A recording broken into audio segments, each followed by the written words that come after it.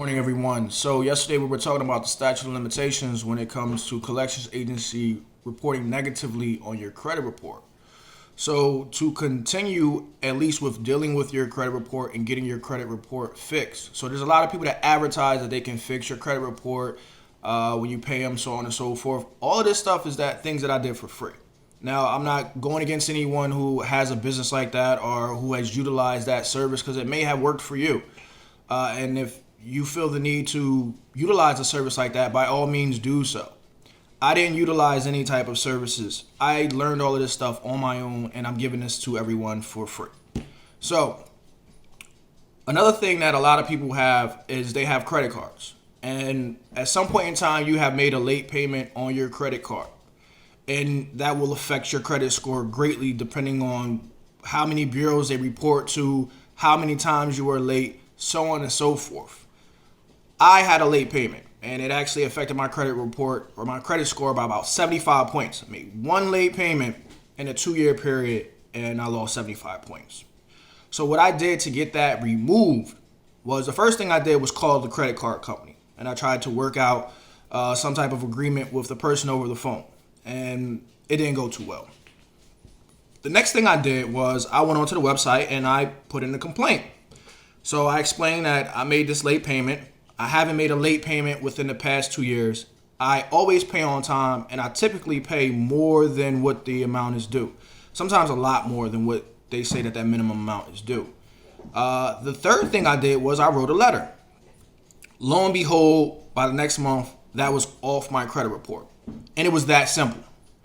Now, they're less likely to remove a negative late payment with credit cards if it happens a lot.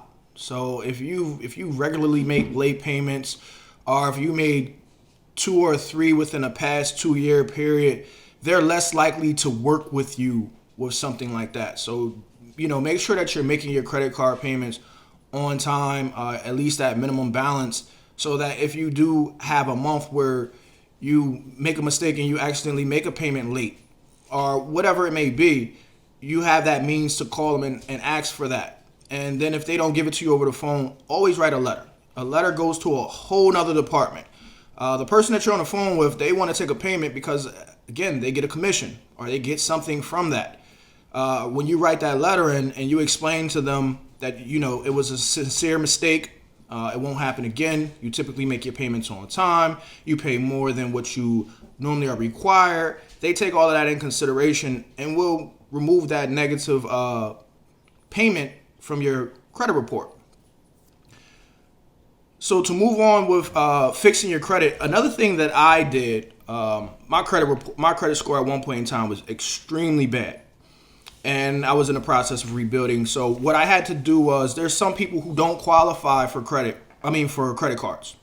And if you're one of those people who don't qualify for, let's just say, a secure credit card. So a secure credit card, an unsecured credit card. So an unsecured credit card is when you apply for a credit card, they run your credit score and they tell you that they will give you a card, they approve you for a card, and they give you a limit. You don't have to put no money down, you don't have to use any money as collateral, they just take your word for it, you sign the documents, and they send you out a credit card.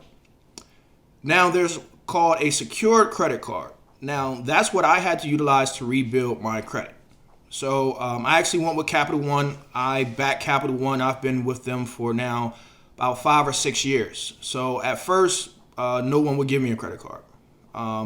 Then I applied with them. They approved me for a secure credit card. And how a secure credit card works is that you have to send in money. So if you want your limit to be $300, you have to send them in $300 first. They'll issue you a credit card with this $300 on it that you sent out. It can be another amount. At the time, I put down $200. And I started to make small payments on it. I paid my bill, and within a 3-month period, they gave me an extra $100 that I didn't have to send in. They just gave it to me on a card. So I had this $300 credit card, secured credit card, and I utilized it to rebuild my credit. And how that works is you make small purchases. I would suggest you make small purchases. So the rule of thumb is to never go over 30% of your limit. So if you have a $100 limit, don't spend more than $30. 260, 390, so on and so forth, depending on what your limit is, because that affects you. They believe that if you start to utilize your credit card or utilize credit, that something's going on and you become a risk. And that's how they utilize, that's how banks and other people who look at your credit score, is how much of a risk factor are you. So to get back to the secure credit card, I would make small purchases. I will always pay a little more or pay it off in full. So essentially what I started to do was I would go to Rite Aid, buy a stick of gum, buy a couple of items for under $10, under $20, and I would wait for it to hit my credit report, and then by the next month it would be paid off in full. And I just continued to do that.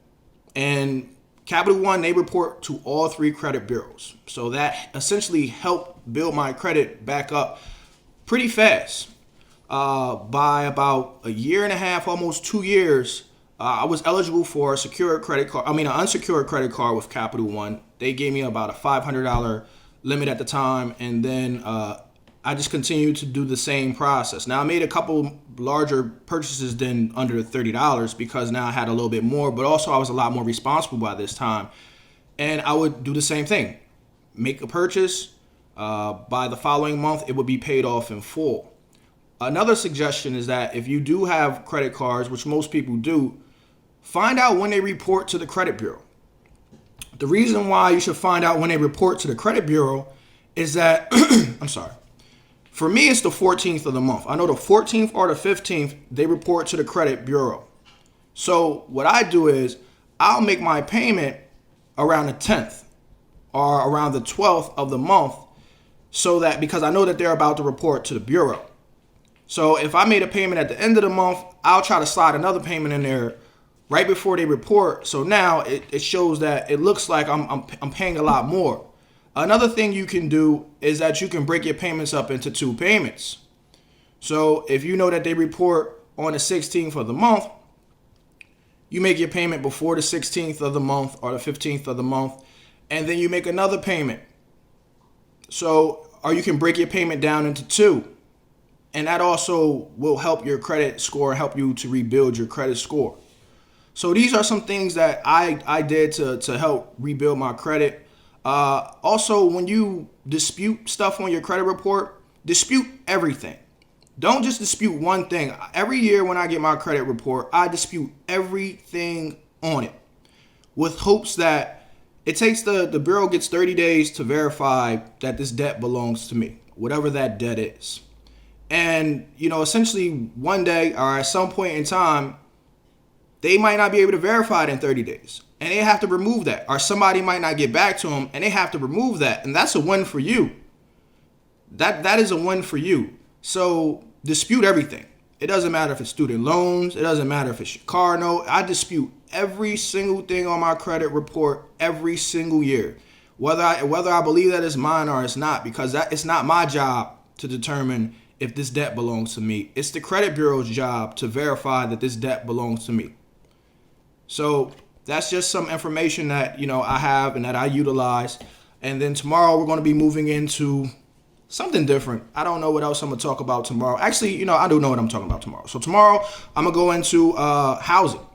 So I have a lot of experience as far as I recently bought a house, and I'm going to talk to you about everything that they don't tell you when it comes to buying a house.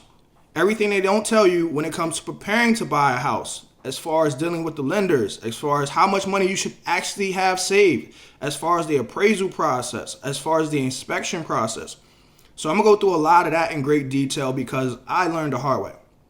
And I'll tell y'all my story and the things that I learned from that process tomorrow. Hope everybody has a great day.